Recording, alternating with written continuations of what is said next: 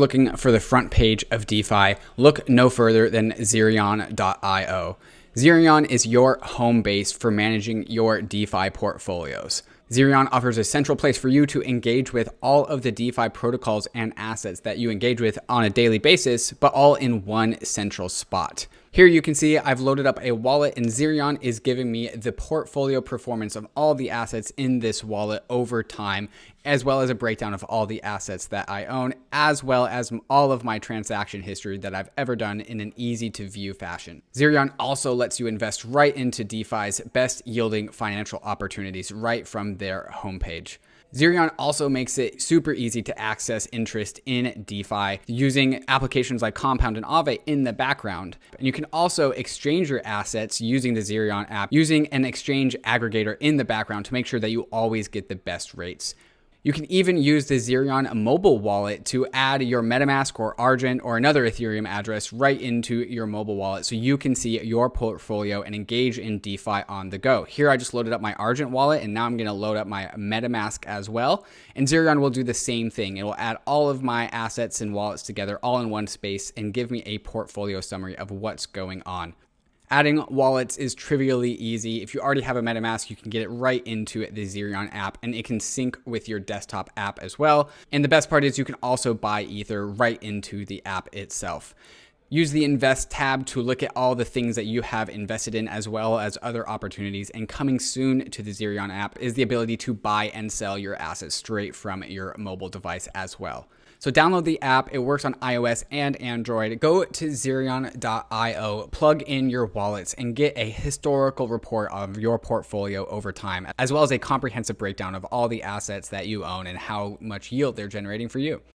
We're also brought to you by Monolith. Monolith is your cool new DeFi account, your DeFi savings account, your DeFi checking account. Except the cool thing about the Monolith DeFi account is that it gets software updates, right? You actually get to increase the usefulness of this over time. So here are some of the features. Monolith is a smart contract wallet with a lot of the features that you would expect if you've come to know DeFi and what it is. You can add money to it. You can put that money to work in Compound and accessing yield. But you can also swap through Uniswap. What was cool with Monolith is that they will send you a very sexy Monolith Visa card that connects to your Monolith smart contract wallet on Ethereum. So it's a really awesome tool to live a bankless life with a savings account that gets software updates. So this is something that you're never going to find out in the real world, but you can still do real world things with, real money, like buy your groceries. So that's just fantastic. Coming soon to Monolith, actually already here to Monolith, is now you can buy DAI and get it sent to your wallet directly, right? So it's also being an on-ramp. So you don't have to go through your centralized exchange like Coinbase or Gemini or wherever. You can just go straight from your bank account right into your Monolith checking account smart contract wallet. So check them out at monolith.xyz. David. Ryan. What are we about to do? We're about to roll it up. Let's roll it up. It's the third week of December. Happy Friday morning. This comes out every Friday morning, so you can drink a cup of coffee and catch up on crypto in about 25 minutes. David, what do we do? Give us the topic list. We take 5 different topics and we roll it up into 5 different minutes each. We talk about the market. What is the market saying? We talk about releases. What got released? Then we talk about the news. Then Ryan and I share some of our takes. And finally, we finish off with what we are excited about. There is a ton of news to roll up in this week. So much happened. And so we are going to roll up a whole entire week's worth of information, inject it straight into your brain so you can keep up with the crazy world of crypto. Ryan, are you ready? I'm ready, man. Let's do it. Okay, let's start with the market. The question is, what is the market saying? I feel like it's saying price go up. I think it says number go up. What a week, man. Let's start with Bitcoin. All-time highs after flirting with it for I don't know how many weeks. Right. Feels like 4 weeks. 4 weeks, yeah. Mm-hmm. Yep, it hit it. Tell us about it. Yeah, interestingly enough, 3 years to the date that Bitcoin painted the almost 20K all-time high in 2017, we broke it on December 16th. 3 years later, cruising through the 20K mark, all the way up to almost $24,000. In the last 2 days, Bitcoin has painted almost two candles at $2,000 each. That is crazy. The volatility is back, baby. Do you know what this means, David? I was thinking about this. It means every single person who told you that Bitcoin would never reach all-time high again is wrong. Anyone Every who single ever person doubted Bitcoin is throughout fundamentally history, proven wrong. they're wrong. Like Right. they've been wrong. And it kills me that people give advice without any skin in the game. Nasib Taleb talks about this, and it happens all of the time. These analysts and these experts and these economists give advice without any skin in the game. Right. And it costs them nothing when they're wrong. Well, they were all wrong. Bitcoin came back, hit all-time highs again, and no signs of slowing down. Should we get to Ether price? Right before we do, this feels like the starting pistol for the game, where like if feels all the whole like 2018, 2019 slow ramp, and even the 2020 slow ramp, like the game didn't start until all-time high was passed. And so like the game starts now. Like congratulations, like we all have been talking about like, yo, the bull market's here, but we never really felt too confident about it. Now that like Bitcoin is at all-time highs, you know, blasting through its previous levels, officially the bull market is on. There's no other way to have a bull market. Bull market's here. You can't interpret this any other way. What have we been saying? We've been saying this is 2016. Next year is 2017. We'll see how it works out. Let's talk about ETH price. ETH price go up too.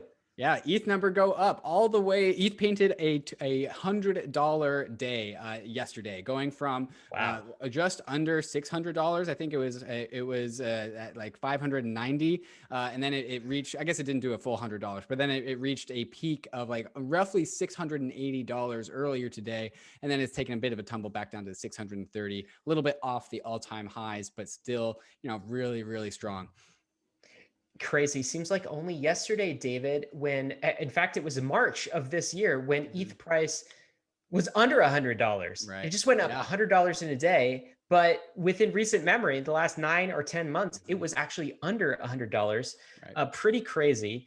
ETH is actually up 370% on the year, which is super impressive. Bitcoin up 180%, both having very good years, phenomenal years, breaking the back of the bull market, I would say. We should also talk about total locked value in Ethereum, because that is up to all-time highs, it looks like. Yeah, it was even higher, much higher earlier today. Earlier today, it was at 16.5 billion. It's down to 15.9 billion, but that's still much higher than the 14 billion it was at last week. Same thing with the DPI, DeFi Pulse Index. Last week, it was at $101. Now it's at $112. Actually, as far as number go up goes, that number didn't go up very much. DPI kind of lagged behind. DeFi has not made the big moves that Bitcoin or Ether have. DeFi, the DPI that David was talking about, of course, if you're new, that is an index of the top DeFi tokens on Ethereum. Pretty insane weeks for both Bitcoin and Ether as an asset. There's also been some insane premiums in the Grayscale market. So look at these. Of course, Grayscale, you can catch our episode with Michael Sonnenschein from Grayscale. This is a way to buy trust type products, get some ETH exposure, get some Bitcoin exposure in your retirement account if you want to do it that way. Wow, that ETH premium is insane. 200%. 200%. So versus spot price, if you're buying ETH in your retirement account, you're paying over 200% more than somebody who's buying it on the Coinbase exchange. That just shows you how much like institutional locked up demand there is for these assets. Well, it also shows retail demand, right? Because the ETH is just like, okay, what's this Ethereum thing? How do I like access it? Where do I go to get exposure? Let me go to where I always go, which is my broker. Oh, there's this ETH like trust thing that gives me exposure to the Ether. I'll buy it. And then they just hit the buy button. They don't really understand what they're buying. It doesn't matter, but that's where that premium comes from. The fact that people are willing to pay, basically what's going on is people are paying almost double for the price of Ether for convenience, right? And so there's a lot of people that are really want Ether, quite a lot apparently. Yeah, absolutely. All right, I thought Anthony Sassano had a really interesting comparison. The last time Ether price was above 500%, he goes through some numbers. $500, excuse me, was so last time it was at $500, November 29, 2017 versus today, of course, it's above $500. And unique addresses, so the increase in basically Ethereum bank accounts, these are ETH addresses, 900% increase from 5 years ago, or from, excuse me, from 3 years ago when the price was $500. So he goes through some other stats. Active addresses are up 60%. 24-hour transaction count up 80%. The fees, the revenue on a 24-hour period of time, the demand for block space up 1,470%. DeFi is up like infinite amounts from 10 million to like 15 DeFi was invented. billion. DeFi exists basically now. Invented, right? Yeah. So like this paints the picture to me, David, of like an Ether price of 500 November 29, 2017. It was based on unfulfilled dreams, like potential. The Ethereum of today has brought a lot of these dreams to life. And it's a massive amount of, I guess, like real world traction that we've seen, yet the same similar price point. Pretty crazy. What's your take on that? Yeah, it's also good to remind ourselves that like Ether is still roughly 50% off of its all-time high. Now, like I don't really ascribe too much weight to previous all-time high prices because of how incredibly fleeting they were. Like Bitcoin was at like 19,700 for like 10 minutes before it dropped, and Ether was at like the all-time high price of like $1,300 and $1,370 for just like moments, right? So it didn't really put too much history or meaning into those numbers. But at the end of the day, like Ether price is 50% of its previous all-time high. Meanwhile, the network has like improved by multiple orders of magnitude. Some things like DeFi exist now that just didn't exist last time Ether was at this price. And that discrepancy between those two things looks like opportunity to me. Another thing that didn't exist for Ethereum, David? Staking, my friend. There's now 1 billion worth of ETH in the ETH2 deposit contract. So this internet bond we've been talking about, this digital internet bond is now worth over $1 billion, which is pretty incredible. Some other Ethereum stats we should talk about. The number of Ethereum addresses passed a milestone of with over Ethereum 50 addresses with Ether in it. Oh, excuse me. With Ether in it, passed over 50 million. Actually, I'm not sure if I have this chart up, but that's incredible. That's like an all-time high for any crypto network. The number of Ethereum addresses with the asset Ether in it over 50 million. Right. And importantly, that's a number that can go down, where like total number of Ethereum addresses that have had a transaction with them only ever goes up. This is closer to like actual usage, right? Like strictly the number of wallets that actually hold a balance of Ether, just, breaching all-time highs every single day, it looks like. Pretty crazy. We've got USDC that now hit over $3 billion, of course, all settled on Ethereum. ETH option open interest, that's at $1 billion too. So ETH options, we'll talk about some really interesting news around ETH options in just a moment. But even on crypto exchanges like Deribit and OKX, that's at all-time highs to 50x increase this year. The options market for Ether this year has come a long way. Pretty crazy as well. Yeah, and I'm not totally familiar with the options world, but I'm pretty sure at least with things like Deribit or perhaps even all options, I'm not an expert, but like you need Ether collateral in your account to like play with these options, right? And so while these things are centralized, people are the open interest volume requires Ether collateral to make that work.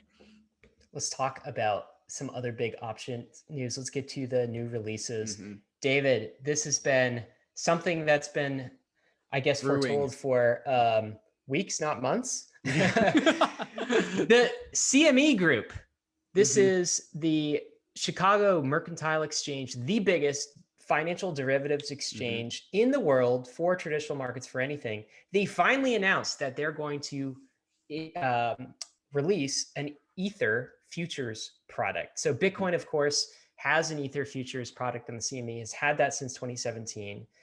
Ether is literally a week, 3 years ago to the week, Bitcoin futures was offered by CME. Really weird, like 3-year anniversary is going on right now. It's very strange timing. I'm not sure if they just do stuff in December or what, but 3 years later, now this is the second crypto asset to be added, which means if they are successfully added, Ether really has the green light to be considered a commodity by U.S. regulatory authorities, which is pretty incredible. It has to be decentralized enough to be a commodity. And this is just going to open up the institutional floodgates for Ether as an asset, as it has with Bitcoin. I wouldn't be surprised. We've talked about this before, David, but all of the fund managers and institutions who are saying, we love Bitcoin, like we're buying Bitcoin, announcing it. And part of the reason is because now they can get their hands on it, right? So like they don't announce until after they've bought the thing. Like they're not going to tell you that they own Bitcoin until like they have tons of Bitcoin. They just moved into a position. I think the same thing's going to happen increasingly with Ether. These large institutions are going to go buy some Ether. Then they're going to tell you about it maybe a few weeks or months later, because this has opened up the gates. Any takes here? Yeah, the main takeaway here is in addition to just opening up the options for big money to have exposure to Ether, this is also something that needs to happen if there is ever going to be an Ether ETF, which I totally think there will be. The Bitcoin ETF is probably going to come first, but the thing is, like, big brother Bitcoin fights the hard fight with the regulators, and then Ether just like slips right through. I'm a younger child. I have an older sister, a much older sister. She fought with my parents to get a cell phone, and when I had to fight for my cell phone, I didn't have to fight so hard. That's like Ether and Bitcoin. That's not fair, Mom. Is that? I'm sure she said that a lot. That's exactly right. Well, it might not be fair, but that is indeed what is happening. Bitcoin is leading the way for Ether, the asset. This is interesting in releases as well. Swivel Finance is an interest rate derivative protocol. It's built on Aave and Compound. They just released. We're seeing like new DeFi protocols emerge every week. What's interesting or special about this one, David? Yeah, there's two ways to make a money Lego on Ethereum. You build one from scratch, or you connect two other money Legos with your third money Lego. And that's what this Swivel Finance is. It's an interest rate derivatives platform, which is just increasing the financialization of the DeFi world. This is a product that legacy people would find themselves familiar with, but now it is in a DeFi context. Just inevitable before something like this comes out. So cool. Glad it's finally here. Dope.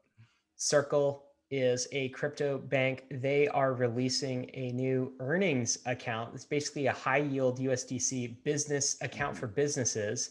Again, we think that yield is going to be a big driver of DeFi products in a world of decreasing yield to 0% and below 0%. That's what you find in traditional finance. When DeFi can start to offer these things, even crypto banks can start to offer these things, that's going to bring on mainstream. Any hot takes here, David? Yeah, once again, Ethereum proving to be the last bastion of yield in this financial world, and being proven out by like if people on the podcast who aren't seeing the screen, what Circle is offering is 8.5% interest on your USDC deposits, and depending on the product that you choose, even if it's a fixed term, they're advertising as high as 10.75%. That is high. If you go out and tell businesses that they can get almost 11% yield on their cash, it's a no-brainer. It's like, yes, please give that to me. That is something that the world absolutely wants these days and just can't be found anywhere outside of Ethereum. Yeah, and by the way, with the news that we announced 3 weeks ago about Visa essentially enabling a payment rails for USDC, this pairs so nicely with that. Now you've got a like business bank account where you're receiving high yields, and then you've got a way to pay for pay for things with USDC using the Visa crypto rails. Pretty incredible. Kraken is launching Lightning integration in 2021. It like feels about time, right? Like yeah. A lot of Bitcoiners and crypto exchanges have been talking about Lightning for a while. Like I'm glad they're doing this. This feels like a long time coming. Any takes here?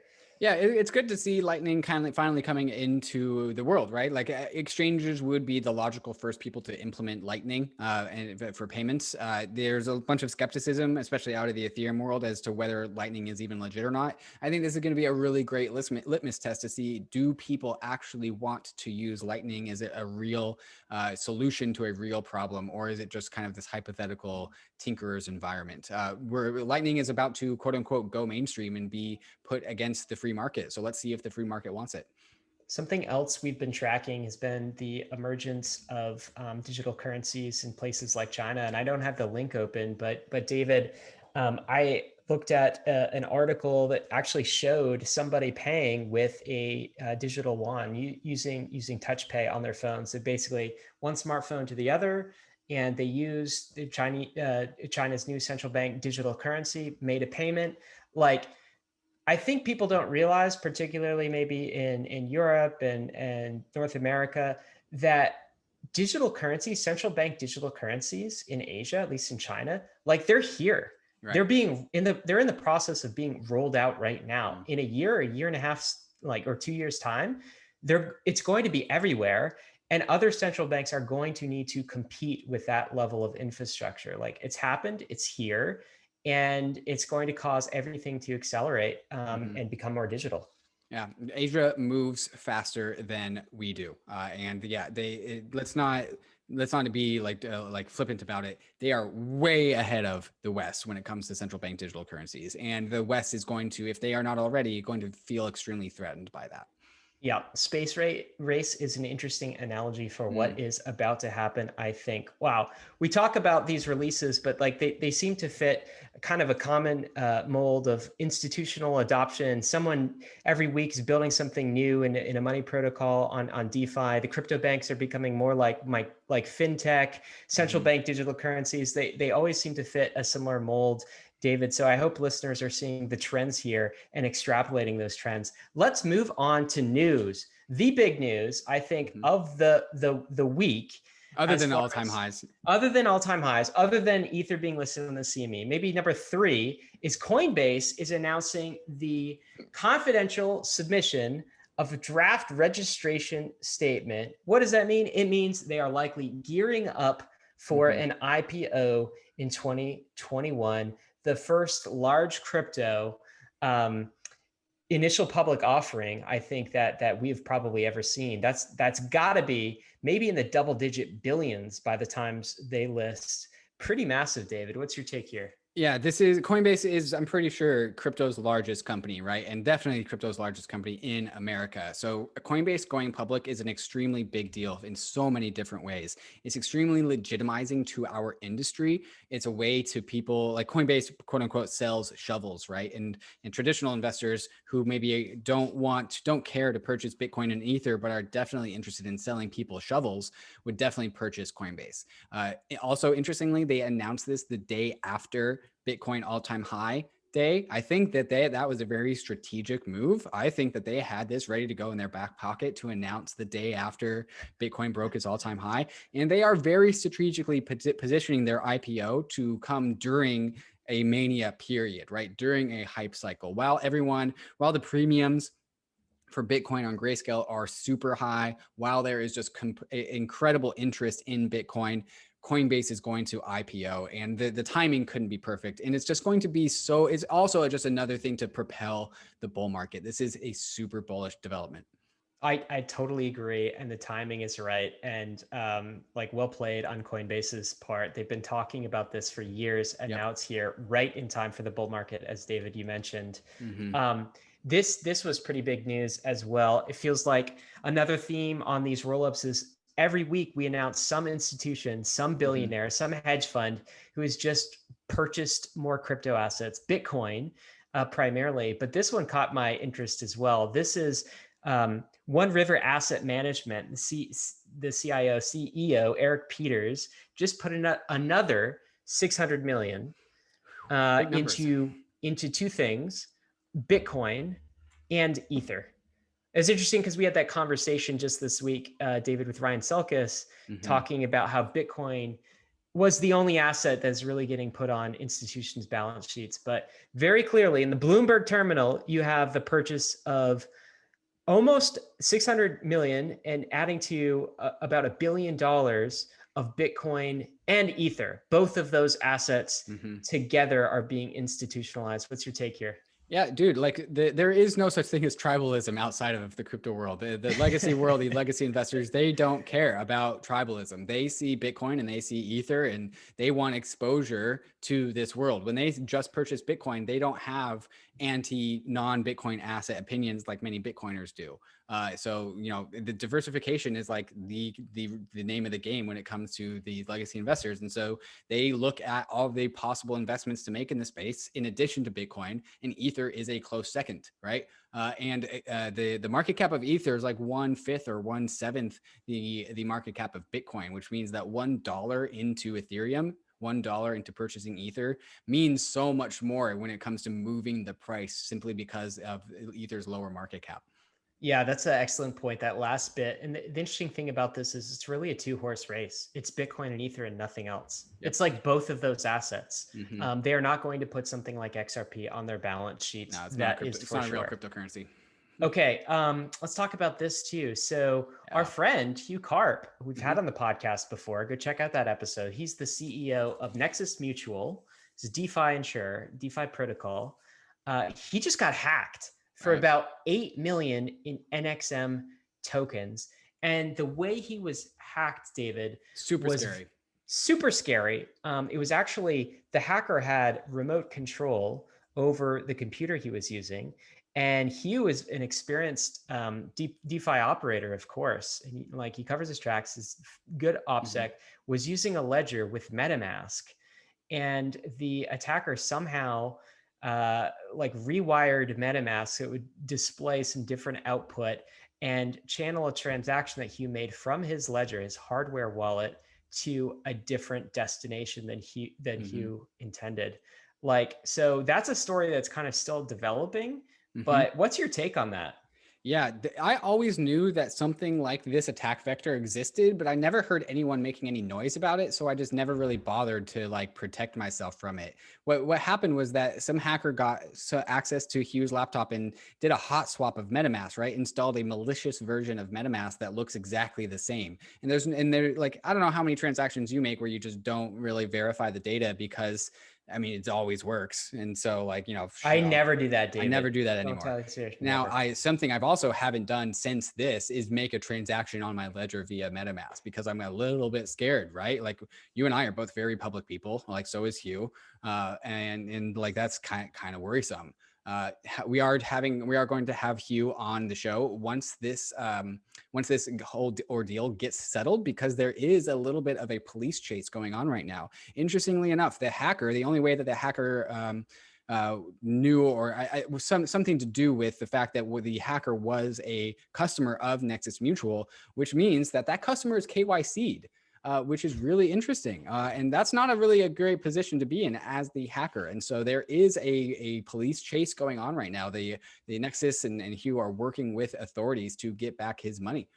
So that'll be an interesting development. And once the silence is lifted from that whole story, we're going to tell it on the Bankless YouTube. Yeah, absolutely. Make sure you stay tuned into that just for your own OPSEC purposes, right? So we can kind of figure out how individuals who are going bankless can protect themselves against this sort of thing. That'll be part of the story as well. Totally. David, let's talk about the Office of Comptroller, who has been pretty bullish lately on Ether and on crypto assets, is making some statements. This is in the US, wanting to more formally integrate stablecoin issuers into the existing banking system. I think this is Brian Brooks who is doing this. Does it seem inevitable, David, that stablecoin issuers are going to be regulated in some way? We just had a conversation with Rowan Gray, who, of course, is the proponent of the Stable Act. He definitely wants to regulate all of the issuers, but it feels like it's going to come in one form or another. And some of the issuers, the centralized issuers anyway, are sort of like proponents of some light regulation as well. What's your take on this news? Yeah, Rohan Gray's argument is that like if it walks and talks like money, it needs to be regulated like money. And to some degree, like something like USDC, I kind of do support that, right? Because they are in the meat space world, they are connected to the legacy banking system, and so there should be some amount of regulation, I guess. Like regulation isn't evil by nature. I think this is kind of just a natural evolution of the industry, like the parts of Ethereum that connect to the United States banking system, they're going to get regulated. Like I'm not interested in fighting that too hard. I don't even see what would be beneficial about it. Another interesting, I guess, a news development is somebody created a way to stream long-term incentives on Ethereum. This is a developer by the name of James Fickle. Can you talk a little bit about this open grant project, David? Yeah, so this is just trying to solve the principal agent problem, in my opinion, where like a lot of Ethereum development should be incentivized, like financially, and it is, but what this project is trying to go after is trying to incentivize in ETH denominated returns, right? And so people that are working on the Ethereum ecosystem are by proxy increasing the value of Ether, the asset, right? And so this is a way to reward developers working on Ethereum with Ether denominated returns rather than US dollar denominated returns, meaning that if they do a good job, then Ethereum will be better and Ether will be more valuable and they'll be able to access that upside that they created for the network. So just a really good incentive alignment system. And that's really what Ethereum is all about, is like offering tools for you to tinker with incentives so that we can produce the outcomes that we want.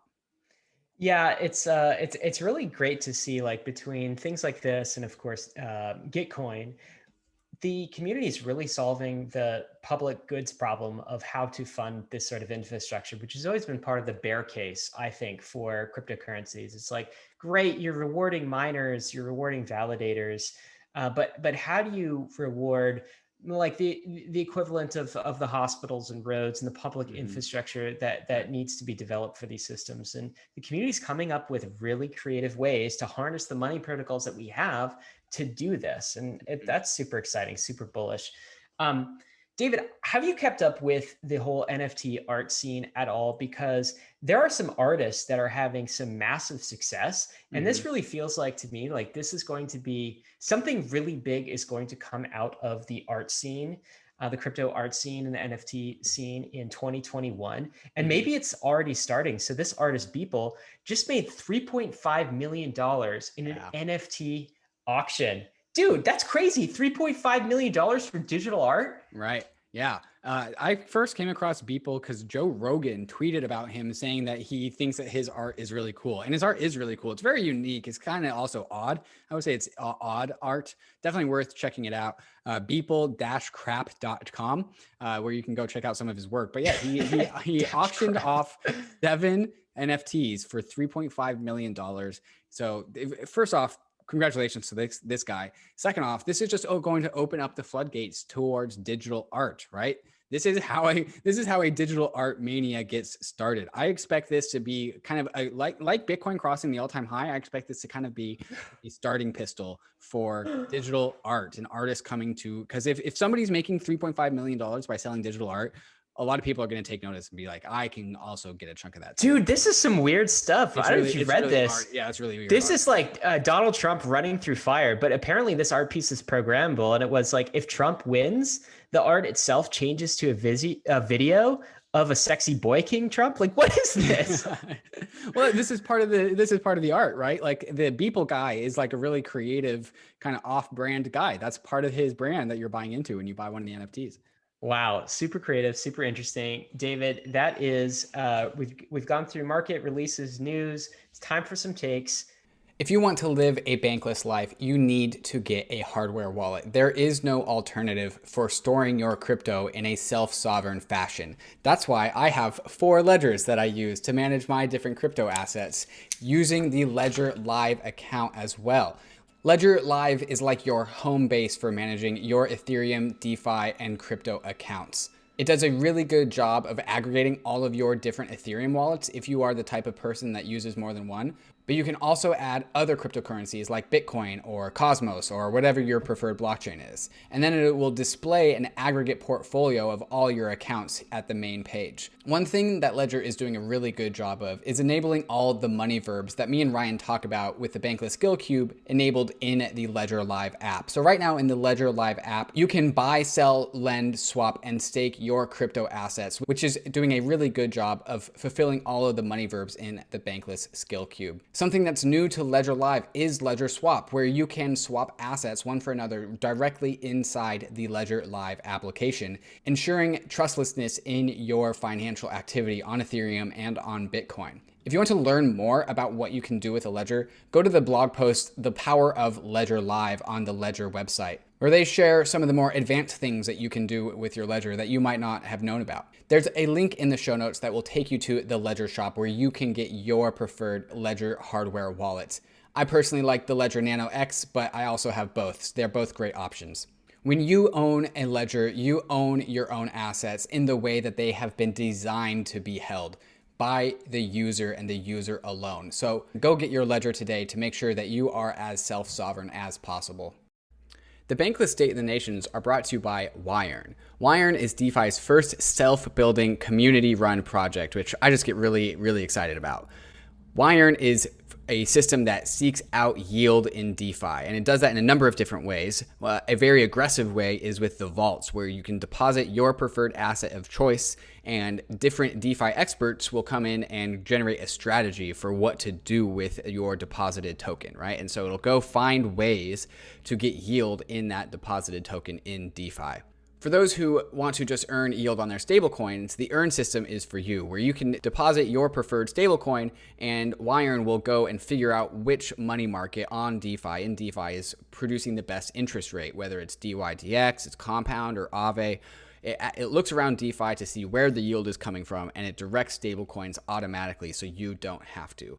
Check them out at yearn.finance to get started, and also check out the stats page to see what other people are doing. What is your hot take this week? My hot take is about this bull market, and it is different this time, TM. This bull market is different this time. And there's just a number of different reasons why it's different this time.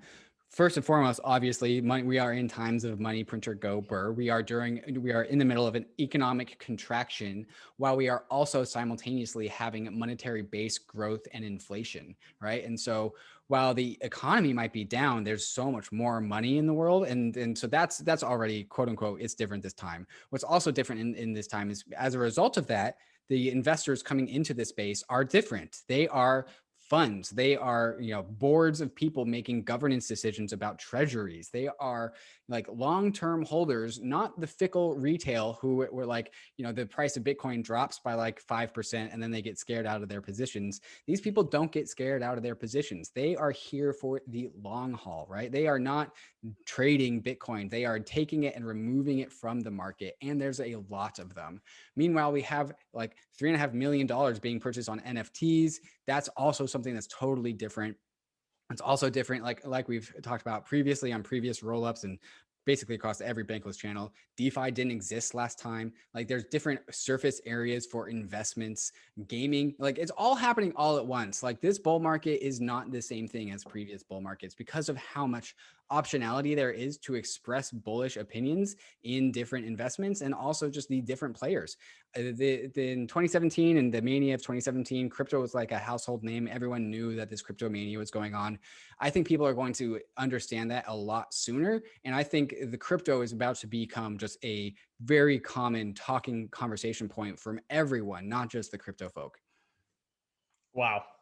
Like I agree. So can I make my hot take sort of a riff off of your hot take? Is that allowed? I feel like that's how this podcast goes. Oh, okay. So it's different this time, TM, right? So just building off what you said, another way it's different is this time we actually have DeFi capital assets. We have tokens that are capital assets. And here's what I mean by that. So 2017, all of the token mania had no substance behind it. These tokens didn't have cash flows associated with them. They didn't even really have value accrual mechanisms. It was just some nebulous thesis that, yeah, I buy a token, Bitcoin went up, Ether went up, so therefore this token should go up, right? The era of utility or futility tokens, as we call them, that is not the era that we're living in right now. So what I think is going to happen is mainstream finance, first, they're getting their arms wrapped around Bitcoin and digital scarcity. Okay, done. Check mark, right? Next, they move into Ether and this whole Ethereum economy, and Ether the asset, and they start to understand digital bonds, the internet bond, productive asset, the ability of Ether as an asset to generate revenue from the economy that's building. Okay, check mark. In progress, right? Like, that's happening right now. They're also going to understand this cycle, DeFi tokens, capital assets, things like YFI, which just released a quarterly report last week. It was generating something like 3 million in quarterly revenue, right? Like, this is real revenue. These are real financial assets, and they are producing returns for investors.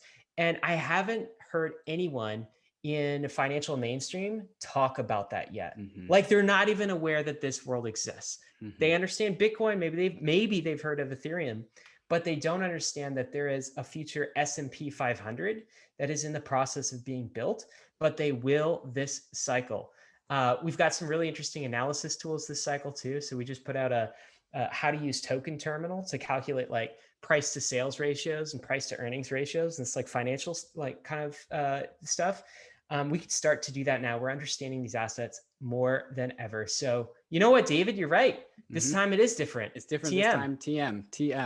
When the investors of the world, when the investor class of the world, the funds, whatever, and they come to Ethereum and they see that there is a open sea of impossible investable assets that are worthy of their research and attention, they're going to get really excited because they thought that they knew about all the assets of the world, but turns out there's a bunch of new assets they didn't even know existed. And you know what they're going to do when they discover all of those new assets?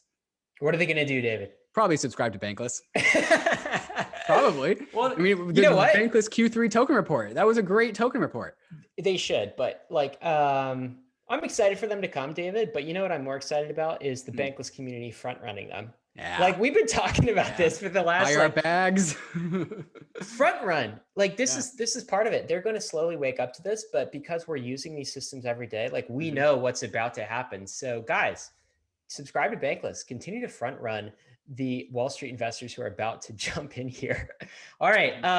I don't know, that was takes, but I felt like that was a bit of what we're excited about too. Is there something else you're excited about? What else are you excited about, David? Yeah, I'm actually excited about an article that is coming out on the Bankless newsletter that I'm writing called "Ethereum is a Trust Plant." I like plants, as you guys can tell. I have plants behind me, but I wrote an article about how Ethereum is similar to a plant, and I think if you really want to understand how these systems work, the right perspective is actually one of biology. And that's kind of what I make the case in the article. One of the things that, and this gets to what I'm, the thing that I'm excited about, it's not only to release that article and for everyone to read it and tell me what their feedback is, but also the way a good, healthy, vibrant plant works and lives is through redundancy, right? And we are seeing coming out of DeFi, a bunch of redundant systems, right?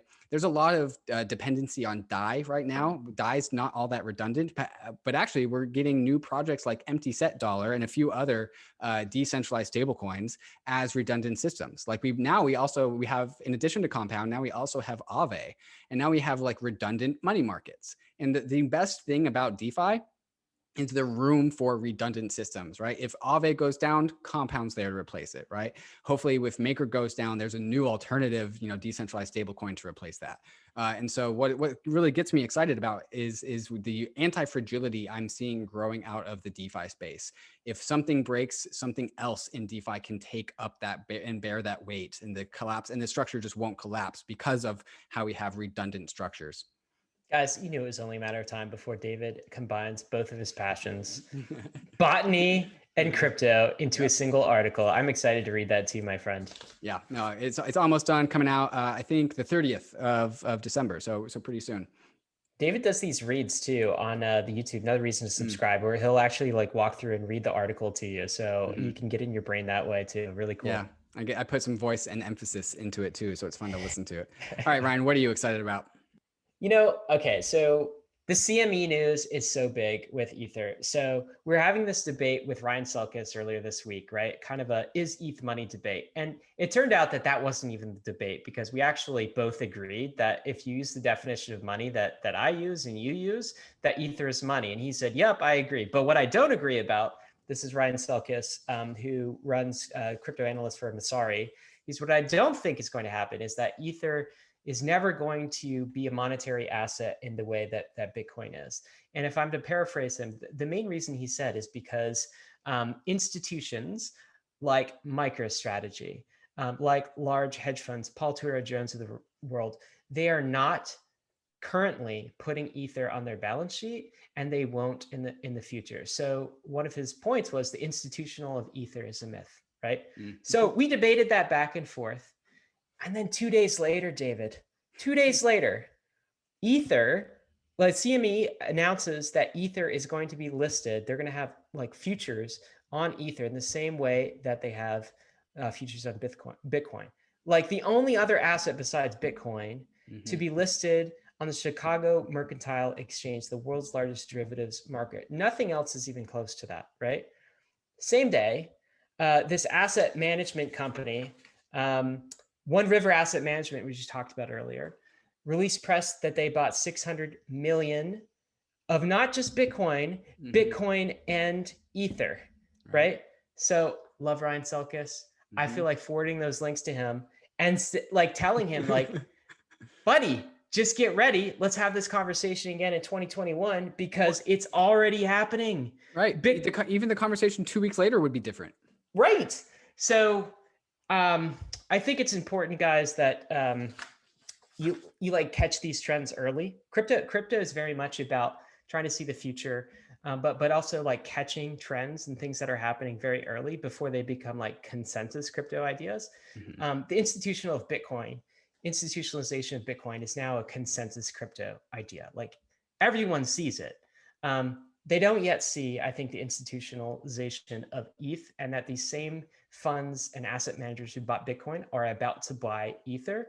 And I think there's alpha there. We've said it before. I think alpha, there's going to be massive amounts of alpha in Ether, the asset this cycle. But of course, you guys know we skew Ether bullish all the time. Just a little bit. I put out a tweet here and there.